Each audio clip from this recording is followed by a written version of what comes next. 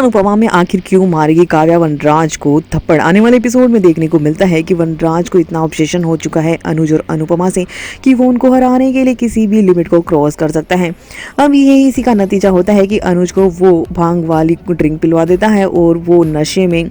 पानी के टैंक पर चढ़कर यहाँ पर भाई वीरू बन जाता है शोले मूवी का और कर देता है ऐलान अनुपमा से शादी और प्यार का। और यहाँ तक कि वो फिसलते फिसलते बचता है। तो वहीं वनराज की घटिया हरकत का अनुपमा को अंदाजा लग ही जाता है और अनुपमा के साथ में काव्या को और पूरे परिवार को भी पता चल ही जाता है कि ये हरकत किसकी हो सकती है। जिसके बाद में अनुपमा तो वनराज पर भड़केगी ही, लेकिन साथ में ही अब बापूजी यहाँ पर जब अनुज और अनुपमा की बदनामी होते देखेंगे तो वो खुद भी ऐलान कर देंगे कि वो खुद ही अनुज और अनुपमा की शादी की बात करना चाहते थे और वो इसी घर से अनुपमा की विदाई करेंगे उसे बेटी बनाकर। जिसके बाद में यहाँ पर ये तो मामला ठंडा हो जाता है और अब अनुज और अनुपमा की शादी का ऐलान बापूजी भी कर ही देते हैं कि जल्द ही और वो मुहूर्त निकलवा कर अगले हफ्ते ही इन दोनों की शादी करवाएंगे। नेक्स्ट वीक हमें देखने को मिलेगी अनुज और अनुपमा की शादी। लेकिन दूसरी तरफ यहाँ पर जो काव्या भड़कने वाली है वनराज पर, उसके बाद में उसके यहाँ पर काव्या के सामने रोते नजर आएगा वनराज बुरी तरह से कि वो काफ़ी कोशिश कर रहा है। अब कहीं ना कहीं हमें काव्या और वनराज की बॉन्डिंग देखने को मिलने वाली है,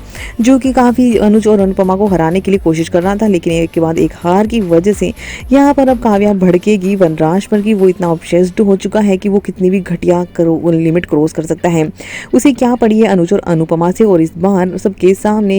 यहाँ पर वनराज को देखने को मिलेगा कि काव्या उस पर भड़कते नजर आएगी और काव्या अब अपनी पत्नी होने का फर्ज निभाते नजर आएगी, उसे संभालेगी और जिस तरह से ऑब्सेशन हो चुका है उसे बाहर भी निकालेगी। तो यहाँ पर काव्या उसे इसलिए थप्पड़ मारते नजर आने वाले हैं क्योंकि वो पागलों जैसी हरकतें करना शुरू कर देता है, क्योंकि वनराज की एक और हार हो जाती है जब बापूजी शादी का ऐलान करते हैं तो ये सारी चालें उसकी उल्टी पड़ती नजर आती हैं।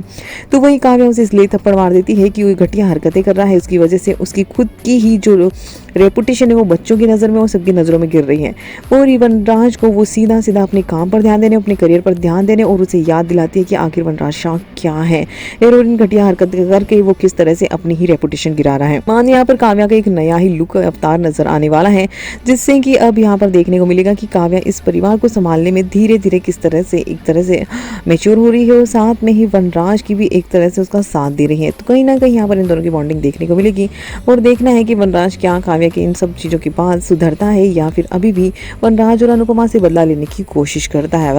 अनुपमा ने भी उसे कहा है कि इज्जत के लायक बनो, तो शायद इस बार वनराज सुधरता नजर आए और कुछ नया ट्विस्ट हमें देखने को मिले।